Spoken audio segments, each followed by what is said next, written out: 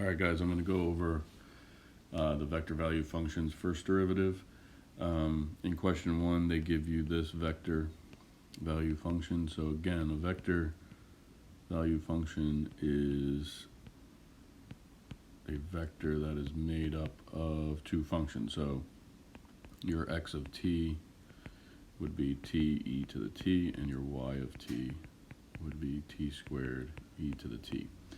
But in this one, when they're asking for what is the derivative at 1 is what they want to look at, you're really just finding the derivative of each component. So you want to do the derivative separately of these two. So each one is product rule. So h prime of t would be, so this is product rule, so derivative of t is 1 times e to the t, plus derivative of e to the t is just e to the t. So that's your derivative of x of t. Derivative of y of t, derivative of t squared is 2t, e to the t, and then plus derivative of e to the t is just e to the t, so it stays the same like that. If you're looking for h prime of 1, you're just plugging in 1 everywhere there's a t. So it's e plus e, 2e plus 1 squared is 1, and then that would be e. So that's how you get 2e and then 3e, and that's your vector. So that's number 1. Number 2, we have a vector value function of 3t plus t squared, and then 6t minus t cubed. And again, here they're asking for what is f of 2. My fault, 2. So same idea. You do f prime of t, which is going to give me 3 plus 2t. Remember, just taking the derivative separately, and then 6 minus 3t squared. And now we're just plugging in 2. So you get 3 plus 2 times 2.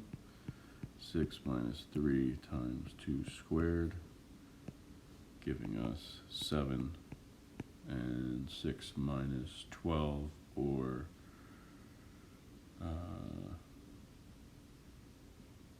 yeah, right? 6 minus 12, or negative 6. Yeah, so I did that right. Okay. Now the next one we have is some trig, but this is good to practice our chain rule. And here we're going to have g of t is equal to sine 2t and cosine 3t.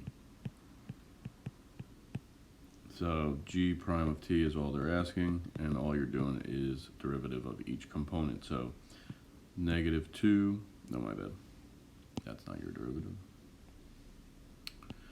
So it's 2 cosine 2t. Remember chain rule, the inside is 2t, so the derivative is 2.